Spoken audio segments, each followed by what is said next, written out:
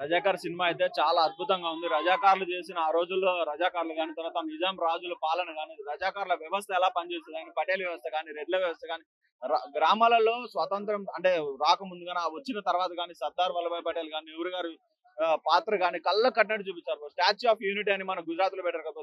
సర్దార్ వల్లభాయ్ పటేల్. ఆయన అసలు మన దేశానికి గాని, మన భారతీయులకు గాని, మన హిందువులకు గాని ఎంత వరకు ఆయన కృషి చేశారని కూడా స్పష్టంగా అనిపిస్తుంది.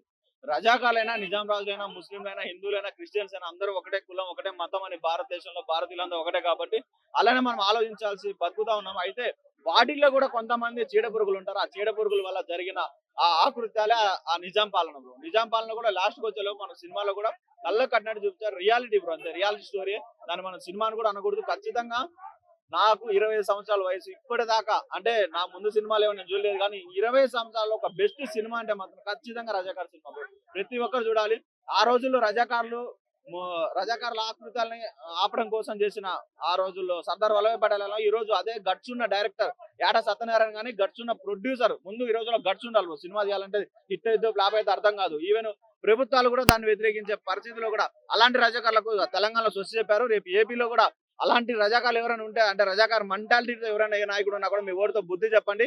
ఖచ్చితంగా ప్రతి ఒక్కరు రజాకార్ సినిమా చూడండి.